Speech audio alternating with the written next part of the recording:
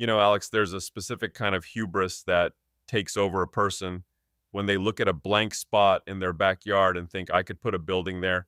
It starts as a sketch on a napkin and usually ends with you standing in a muddy hole at 9 o'clock p.m. wondering why the earth isn't level. Who hurt you, Tiger? Was it a 4x4 post? You're sounding particularly poetic about manual labor today. It's the sheds, man. I've been looking at these kit sheds people buy at the big box stores. They look like they're made of reinforced origami. One stiff breeze, and your lawnmower's living in the neighbor's pool. If you want something that'll actually be standing when your grandkids are cleaning out your old junk, you have to build it like a real structure. I've seen those kits. They basically ship you a box of popsicle sticks and hope. But for the average person listening, the idea of framing a structure sounds like something you need a license and a crew for. Is it actually doable for a weekend warrior? Absolutely. If you can cut a board straight and drive a nail without hitting your thumb more than once an hour, you're qualified. But you have to respect the process. It's like baking. If you mess up the measurements of the flour at the start, the cake tastes like regret. In shed building, the flour is your foundation. Okay, let's start there. The ground is never flat. Unless you live on a salt flat in Utah, you've got a slope. How do we keep the shed from becoming a very expensive slide? I once tried to eyeball a foundation for a wood storage lean-to. I thought, hey, the grass looks pretty even. 2 weeks later, the door wouldn't open because the whole thing had done a slow motion lean toward the sunset. You have to get technical. Most folks go with a timber base or concrete piers. If you're doing a timber base, you're basically building a deck that never gets invited to a barbecue. You use 4x4 pressure-treated skids sitting on leveled gravel or deck blocks. Wait, just sitting on gravel? Doesn't it wander off? Gravity is the best anchor we've got. If you dig out a few inches, fill it with crushed stone, not round pebbles, mind you, but the jagged stuff that locks together, and level that out. That shed isn't going anywhere. The gravel keeps the water away from your wood. Water is the enemy. It's the slow motion fire that eats your project. So we've got our deck base leveled. Now we talk floor joists. In some of these tutorials, like the one from Anna White or King's Fine Woodworking, they emphasize the spacing. Why can't I just put a board every 3 feet and call it a day? Because unless you're storing nothing but feathers and hopes, that floor will sag like an old mattress. Standard is 16 inches on center. If you're planning on triumphantly driving a riding mower in there or a heavy cast iron table saw, you might even go 12 inches. It's about the bounce. No one likes a trampoline floor when they're trying to move a heavy cabinet. I'm picturing you jumping on a joist and going through the plywood. It didn't happen to me, but I know a guy. Let's leave it at that. And use tongue and groove plywood for the subfloor. It locks together so the edges don't trip you up every time you walk across the seam. Okay, floor is down. Now we're in house territory. The walls. This is where people start getting intimidated by the term framing. Break it down for me. Is it just a big game of Lincoln Logs? It's simpler than that. You're building a series of rectangles. You build them flat on the floor you just made, which is the only flat surface you'll have for the rest of the project. This is the part where you need to be a bit of a stickler. If your wall isn't square when it's lying down, it's going to be a nightmare when you stand it up. Square, meaning the corners are 90 degrees? Exactly.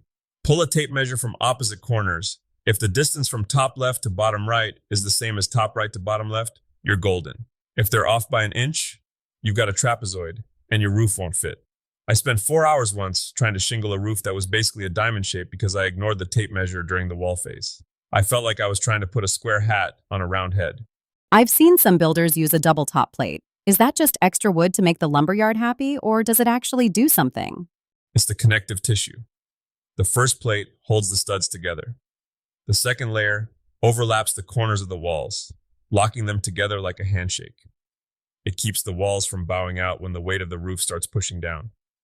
It's the difference between a shed and a box that wants to be a pile of splinters. Speaking of weight, let's talk about the roof. That seems to be where most DIY projects go to die. Trusses, gables, rafters. I feel like I need a degree in geometry just to stay dry. The roof is the crown. If you mess it up, you're basically building an indoor pool, just without the fun. For most sheds, a simple gable roof, that's the classic upside down V, is the way to go.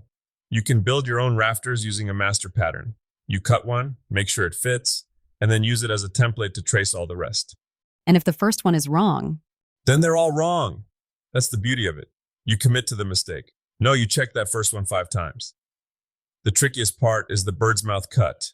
that little notch where the rafter sits on the wall. It's the only time in woodworking where you're basically carving a seat for a board. What about the lean-to style? I've seen those common for smaller garden sheds against a fence. Much easier. It's just one slope. It's the I don't want to think about angles roof. Great for beginners, but you have to make sure the slope is steep enough that snow or rain doesn't just decide to move in and stay a while. We've got a frame, we've got a roof skeleton, now we have to wrap it. Siding. This is where the aesthetics come in, but I assume it's also the primary defense against the elements.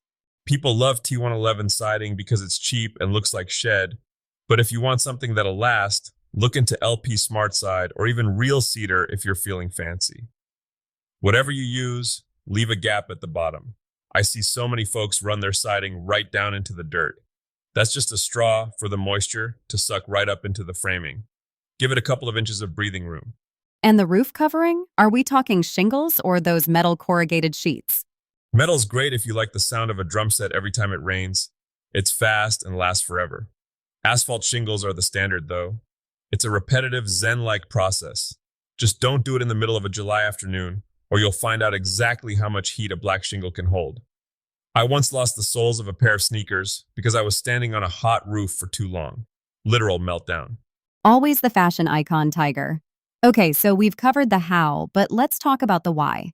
A lot of people say building your own is cheaper, but lumber prices vary, and time is money. Why shouldn't I just call the guys who drop a pre-made shed off a flatbed trailer?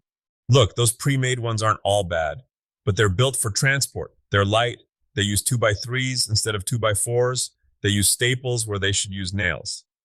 When you build it yourself, you're over-engineering it, you're putting in headers over the door that could support an elephant, you're choosing the grade of plywood, you're making sure every screw is galvanized so it doesn't rust out in 5 years.